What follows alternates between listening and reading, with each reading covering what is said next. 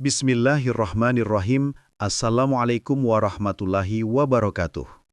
Segala puji hanya milik Allah Subhanahu wa Ta'ala yang senantiasa melimpahkan rahmat dan kasih sayangnya kepada kita semua.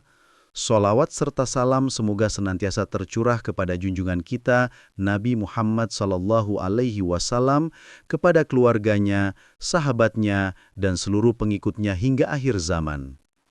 Pada kesempatan kali ini, saya mengajak sahabat semua untuk kembali duduk dengan hati yang tenang, membuka pikiran dan jiwa, serta memohon semoga apa yang kita pelajari menjadi ilmu yang bermanfaat dan pembuka jalan menuju ridha Allah.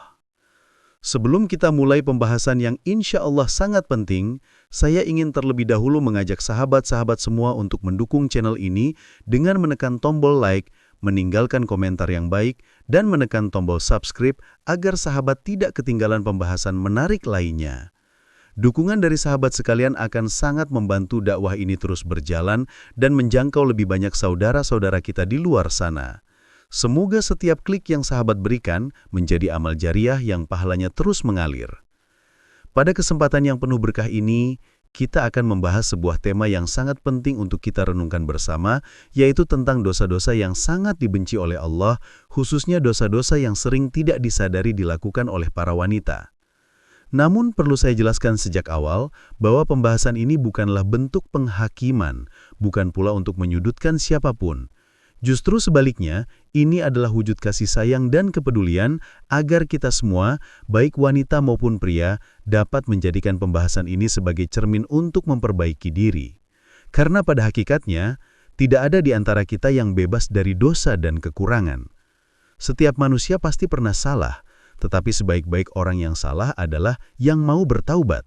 Sebagaimana sabda Rasulullah SAW, setiap anak Adam pasti melakukan kesalahan, dan sebaik-baik orang yang bersalah adalah yang mau bertaubat.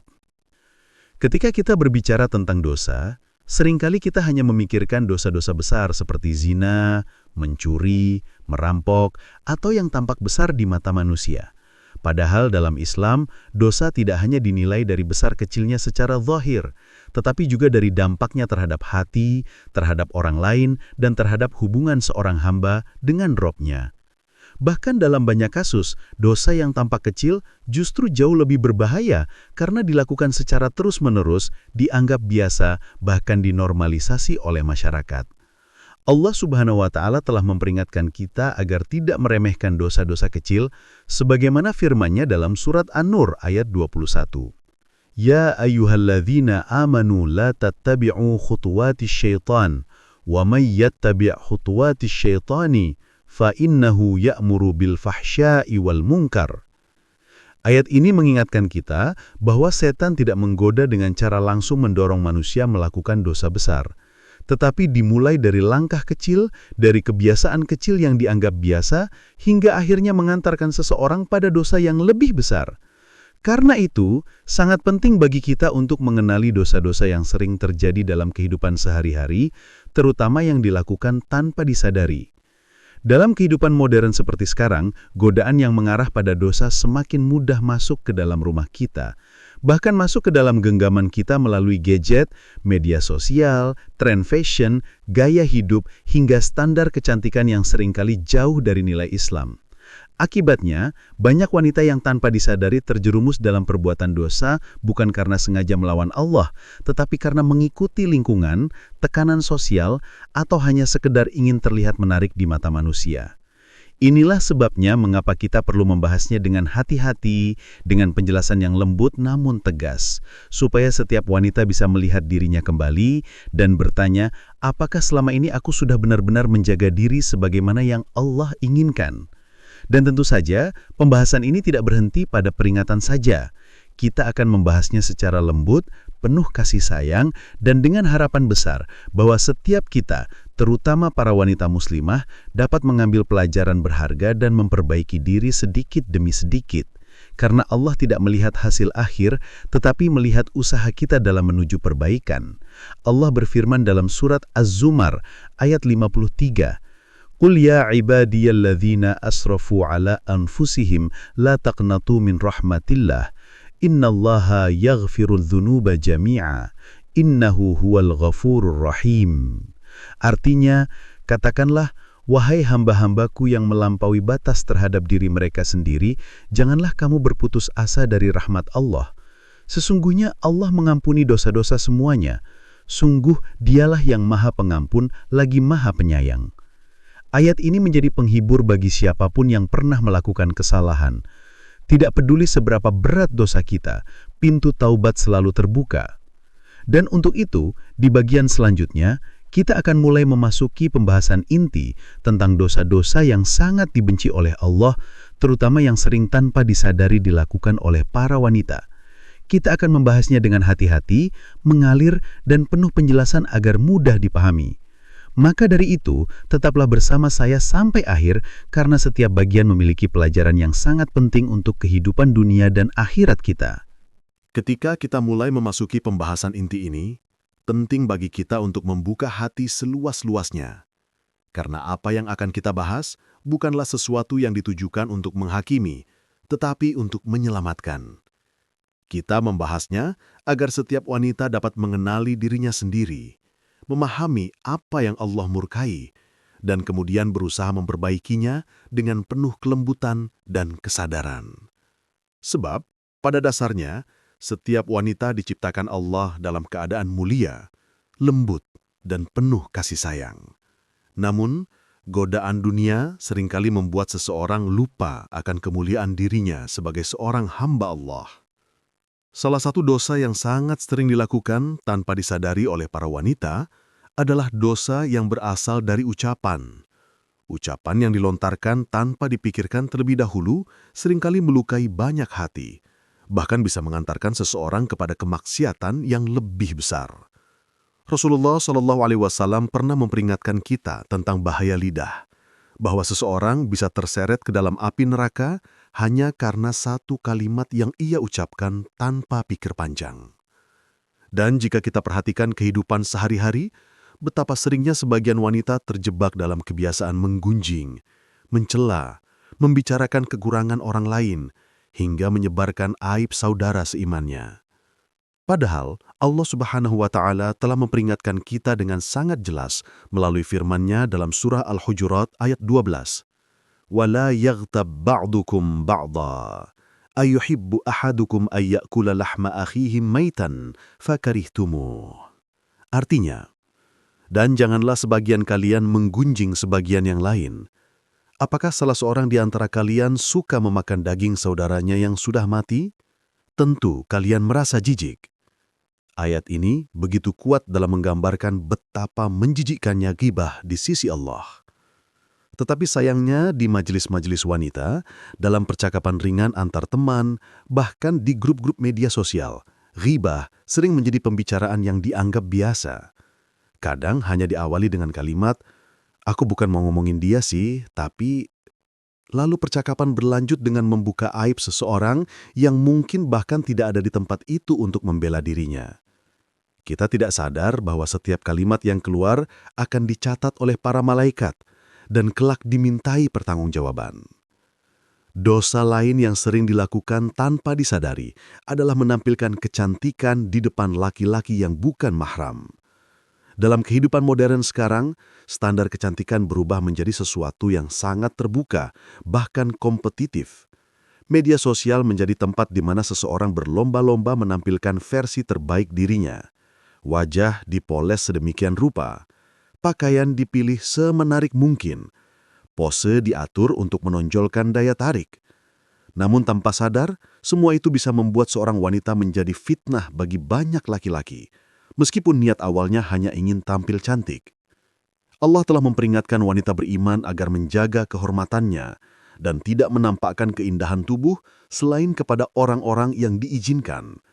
Dalam surah An-Nur ayat 31, Allah berfirman, "Wala yubdina zinatahunna illa ma dhahara minha." Artinya, dan janganlah mereka menampakkan perhiasannya atau auratnya, kecuali yang biasa tampak. Ayat ini begitu kuat dalam menggambarkan betapa menjijikkannya ghibah di sisi Allah. Tetapi sayangnya, di majelis-majelis wanita, dalam percakapan ringan antar teman, bahkan di grup-grup media sosial, ghibah sering menjadi pembicaraan yang dianggap biasa. Kadang hanya diawali dengan kalimat, "Aku bukan mau ngomongin dia sih, tapi..." Lalu percakapan berlanjut dengan membuka aib seseorang yang mungkin bahkan tidak ada di tempat itu untuk membela dirinya. Kita tidak sadar bahwa setiap kalimat yang keluar akan dicatat oleh para malaikat dan kelak dimintai pertanggungjawaban. Dosa lain yang sering dilakukan tanpa disadari adalah menampilkan kecantikan di depan laki-laki yang bukan mahram. Dalam kehidupan modern sekarang, standar kecantikan berubah menjadi sesuatu yang sangat terbuka, bahkan kompetitif. Media sosial menjadi tempat di mana seseorang berlomba-lomba menampilkan versi terbaik dirinya. Wajah dipoles sedemikian rupa, pakaian dipilih semenarik mungkin, pose diatur untuk menonjolkan daya tarik. Namun tanpa sadar, semua itu bisa membuat seorang wanita menjadi fitnah bagi banyak laki-laki, meskipun niat awalnya hanya ingin tampil cantik. Allah telah memperingatkan wanita beriman agar menjaga kehormatannya dan tidak menampakkan keindahan tubuh selain kepada orang-orang yang diizinkan. Dalam surah An-Nur ayat 31, Allah berfirman, "Wala yubdina zinatahunna illa ma dhahara minha." Artinya, dan janganlah mereka menampakkan perhiasannya atau auratnya, kecuali yang biasa tampak. Ayat ini adalah bentuk kasih sayang Allah, bukan pembatasan yang mengekang. Sebab, ketika seorang wanita menjaga dirinya, maka Allah menjaganya dari keburukan dan pandangan-pandangan yang bisa menjadi dosa bagi dirinya maupun bagi orang lain. Namun di era sekarang, di mana selfie, filter, dan platform sosial menjadi bagian dari kehidupan, banyak perempuan lupa bahwa foto yang mereka unggah bisa dilihat oleh siapapun.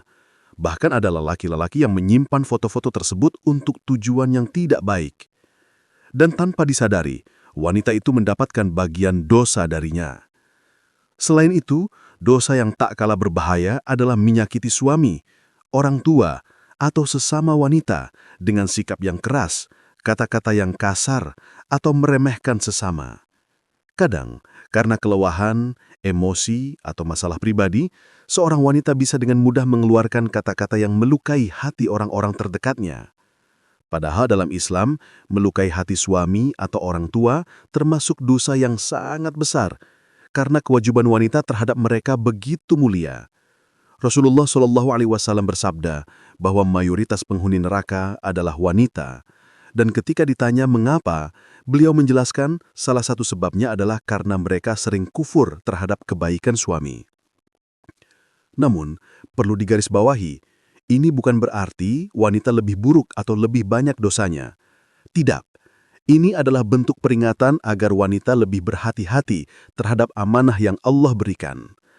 Karena kelembutan seorang wanita adalah kekuatannya, bukan kelemahannya. Dan ketika seseorang kehilangan kelembutan itu, ia bisa dengan mudah terjatuh dalam dosa yang tanpa disadari. Di bagian berikutnya, kita akan membahas lebih dalam tentang dosa-dosa lainnya yang juga sangat sering dilakukan tanpa disadari oleh para wanita, termasuk dosa dalam berpakaian, penggunaan media sosial, serta bagaimana cara bertaubat dan memperbaiki diri dengan langkah-langkah yang lembut namun pasti. Setelah kita memahami betapa besarnya pengaruh ucapan, perilaku, dan penampilan terhadap kedudukan seorang wanita di sisi Allah, kini kita memasuki bagian yang lebih mendalam tentang dosa-dosa lain yang juga sering dilakukan tanpa disadari. Dosa-dosa ini muncul bukan semata karena niat buruk, tetapi karena kelalaian, tekanan lingkungan, pengaruh budaya, hingga keinginan untuk diterima oleh orang lain. Padahal seorang wanita yang dicintai Allah adalah wanita yang menjaga kemuliaan dirinya, tidak peduli seberapa kuat arus dunia berusaha menyeretnya. Salah satu bentuk kelalaian yang paling sering terjadi adalah ketika seorang wanita mulai menyepelekan kewajibannya di dalam rumah tangga. Ada sebagian wanita yang merasa bahwa ketaatan kepada suami adalah sesuatu yang kuno, tidak relevan dengan zaman modern, atau dianggap membatasi kebebasan perempuan. Padahal Islam tidak pernah merendahkan wanita, justru memuliakannya dengan menempatkannya dalam kedudukan yang sangat terhormat. Ketika seorang istri menaati suaminya dalam hal-hal yang tidak bertentangan dengan syariat, maka ia sedang membuka pintu keberkahan bagi rumah tangganya sendiri. Rasulullah Shallallahu Alaihi Wasallam bersabda bahwa jika seorang istri menolak ajakan suaminya tanpa alasan syar'i, maka malaikat akan melaknatnya hingga pagi. Sabda ini bukan untuk menekan wanita, tetapi untuk menunjukkan betapa besar amanah seorang istri dalam menjaga keharmonisan rumah tangga. Namun, jika seorang istri sedang sakit, kelelahan, atau sedang menstruasi, Islam memberikan keringanan dan memuliakannya dengan tidak mewajibkan sesuatu yang tidak mampu ia lakukan.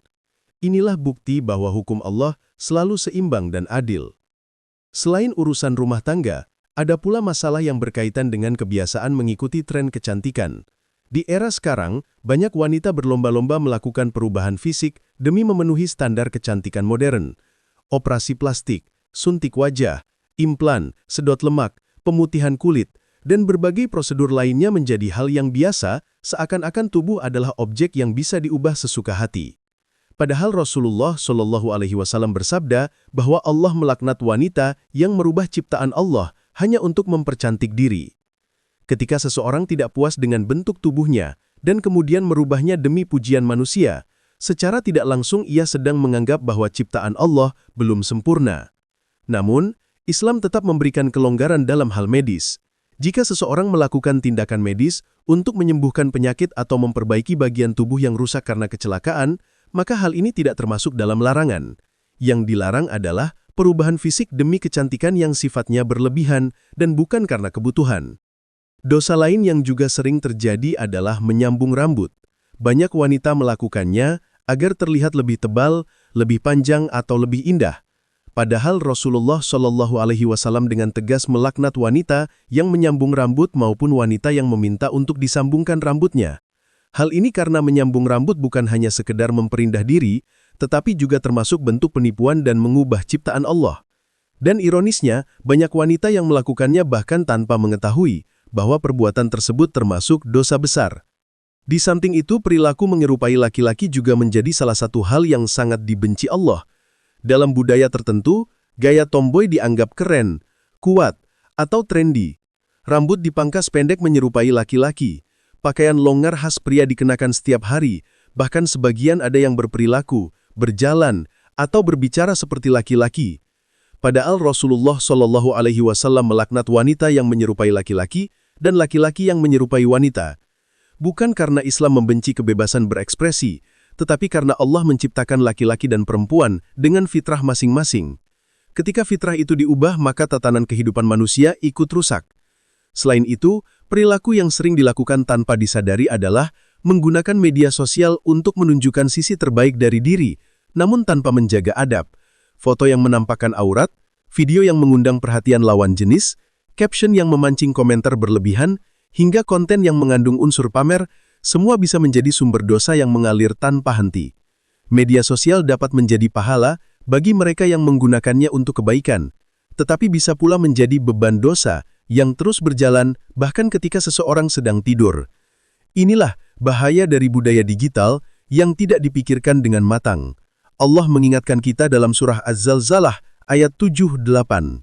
Faman ya'mal misqala dzarratin khairan yarahu, wa man ya'mal misqala dzarratin syarran yarahu. Artinya, barang siapa mengerjakan kebaikan seberat biji atom, niscaya ia akan melihat balasannya. Dan barang siapa mengerjakan kejahatan seberat biji atom, niscaya ia akan melihat balasannya. Ayat ini menunjukkan betapa detailnya Allah mencatat amal manusia. Tidak ada yang terlewat, sekecil apapun, termasuk dosa-dosa yang dilakukan melalui layar ponsel sekalipun. Pada akhirnya, setiap wanita memiliki kesempatan untuk berubah dan memperbaiki diri. Tidak peduli seberapa banyak dosa yang pernah dilakukan, pintu taubat selalu terbuka selebar-lebarnya. Di bagian terakhir nanti, kita akan membahas bagaimana seorang wanita dapat bertaubat dengan benar, memperbaiki diri, menjaga kehormatan, dan menjadi wanita yang dicintai Allah. Setelah kita memahami berbagai dosa yang sering dilakukan oleh wanita, baik yang tampak jelas maupun yang tersembunyi dalam kebiasaan sehari-hari, kini kita sampai pada bagian yang menjadi inti dari seluruh pembahasan ini, yaitu bagaimana seorang wanita dapat bangkit, memperbaiki diri, dan kembali meraih cinta Allah Subhanahu wa Ta'ala. Sesungguhnya, Allah tidak pernah menutup pintu ampunan bagi hambanya, bahkan ketika dosa mereka menggunung setinggi langit sekalipun. Rahmat-Nya jauh lebih luas daripada dosa-dosa kita, dan ampunannya lebih dekat daripada sekedar penyesalan di dalam hati. Allah berfirman dalam surat Az-Zumar ayat 53. Qul ya ibadiyalladzina asrafu ala anfusihim, la taqnatu min rahmatillah. Innallaha yaghfirudz dzunuba jami'a, innahu huwal ghafurur rahim. Artinya, katakanlah, wahai hamba-hambaku yang melampaui batas terhadap diri mereka sendiri, janganlah kalian berputus asa dari rahmat Allah. Sesungguhnya Allah mengampuni semua dosa. Sungguh, dialah yang maha pengampun, lagi maha penyayang. Ayat ini adalah harapan bagi siapapun, terutama para wanita yang merasa telah terlalu banyak melakukan kesalahan. Allah tidak menyuruh kita untuk menyerah, Allah tidak meminta kita untuk menanggung rasa bersalah seumur hidup. Tetapi Allah memanggil kita untuk kembali kepadanya dengan hati yang lembut dan penuh penyesalan. Seorang wanita yang bertaubat dengan tulus akan lebih mulia dibanding wanita yang tidak pernah berbuat dosa tetapi merasa dirinya sempurna. Taubat bukan hanya ucapan di bibir, melainkan perubahan nyata yang dimulai dalam hati. Ketika seorang wanita menyadari bahwa hidupnya perlu diarahkan kembali kepada Allah, ia mulai meninggalkan kebiasaan buruk satu persatu. Jika sebelumnya ia sering mengumbar aurat, ia mulai belajar menutupinya dengan pakaian yang lebih sopan. Jika sebelumnya ia sering menaikkan suara kepada suami, ia mulai mengubah nada bicaranya menjadi lebih lembut. Jika sebelumnya ia terjebak dalam tren kecantikan yang berlebihan, ia mulai menerima bahwa kecantikan sejati adalah yang terpancar dari ketakwaan. Perubahan seperti ini mungkin terasa sulit pada awalnya, tetapi setiap langkah kecil menuju Allah akan dibalas dengan ketenangan yang tidak bisa dibeli dengan apapun di dunia. Tidak ada manusia yang sempurna, dan tidak ada wanita yang selalu benar. Namun yang membedakan wanita mulia dari wanita yang terjerumus dalam keburukan adalah kesungguhannya untuk terus memperbaiki diri. Seperti tanah yang kering kemudian disiram hujan, hati yang dulunya keras bisa menjadi lembut ketika tersentuh hidayah Allah.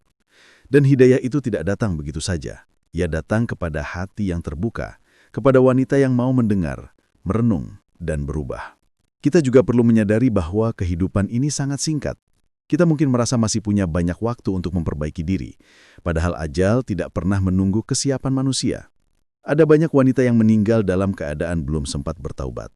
Ada pula yang masih sehat, tetapi hatinya tertutup oleh kesibukan dunia hingga lupa bahwa perjalanan terakhir sedang menunggu.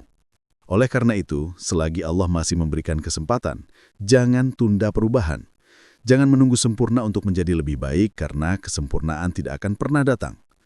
Mulailah dari langkah kecil seperti memperbaiki akhlak, menjaga ucapan, memperbaiki sholat, memperkuat hubungan dengan suami dan keluarga, serta menjaga kehormatan diri. Seorang wanita solihah bukanlah wanita yang tidak pernah jatuh, tetapi wanita yang selalu bangkit setelah jatuh. Wanita solihah bukanlah wanita yang selalu sempurna, tetapi wanita yang hatinya selalu kembali kepada Allah. Ketahuilah bahwa setiap air mata penyesalan yang jatuh karena mengingat dosa akan dicatat sebagai ibadah, dan setiap usaha untuk memperbaiki diri akan menjadi cahaya yang menerangi langkah kita di dunia maupun akhirat. Di akhir perjalanan ini, marilah kita berdoa agar Allah menjadikan kita termasuk wanita yang dijaga dari keburukan, yang dijauhkan dari pintu maksiat, yang dihiasi dengan akhlak mulia, dan yang diringankan langkahnya menuju surga. Semoga Allah memberikan kekuatan bagi setiap wanita yang ingin berubah, membuka pintu hidayah bagi yang sedang tersesat, dan menengguhkan hati bagi yang sedang berjuang untuk menjadi lebih baik. Sebelum kita mengakhiri video ini, saya mengajak sahabat semua untuk terus mengikuti pembahasan-pembahasan penting lainnya di channel ini. Insya Allah di video berikutnya kita akan membahas materi yang tidak kalah bermanfaat dan lebih memperluas wawasan kita tentang ilmu agama. Pastikan sahabat menonton sampai selesai agar tidak ada pelajaran yang terlewatkan. Terima kasih kepada sahabat yang selalu setia mendukung channel ini.